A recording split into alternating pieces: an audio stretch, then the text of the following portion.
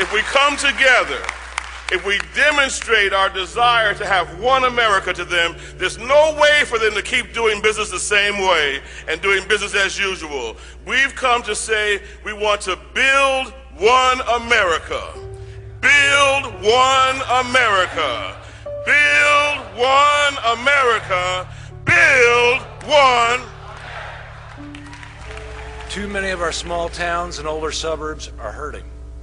Our infrastructure is crumbling, our job base is leaving, and our schools are struggling. But the wealthiest, fastest growing towns have been allowed to zone out the poor while gaining a disproportionate share of federal and state aid, while our towns, the older towns, gain a disproportionate share of decay and poverty. We've got to figure out a way to come together. A lot of the jobs that traditionally were inside of cities are now moving to the suburbs. Well, so what do we do about that? We have to be able to have affordable housing closer to those jobs. We have to have transportation that can get people to and from work in an affordable way so that they're not spending their entire income on transportation. We have to create livable communities where there are parks and there are schools and there's recreation and there's shopping and there are grocery stores and there are all of the amenities that anybody who could choose where they live would want in their own community. And that's what our country should be. It's a very simple vision. It's taking the next step to really push forward the regional opportunity agenda. Building a coalition of different faith communities and organizations and laborers and environmental groups and developers, okay? But it also meant that we had to be strategic about who our targets were.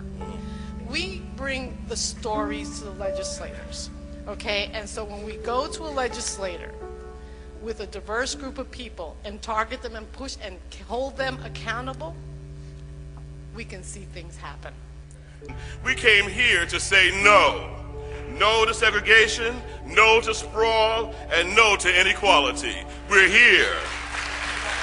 If we are going to advance this agenda, we need to do it by building a broad-based political movement of urban leaders, local officials, and civic leaders from our older suburbs that have much to gain and nothing to lose from having all towns do their fair share. And we have to find those people that are going to give us what we want, and then we have to vote them in, and that's what we have to do to change.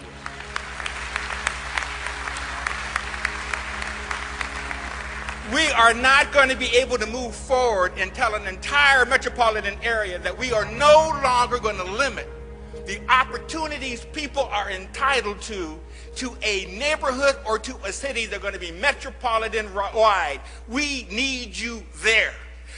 We are no longer going to allow a community to exempt itself from its responsibility. This is America in the 21st century. We have to take pictures when we gather so they can see that it's not a black group. It's not a white group. It's not a Hispanic group. It's an American group.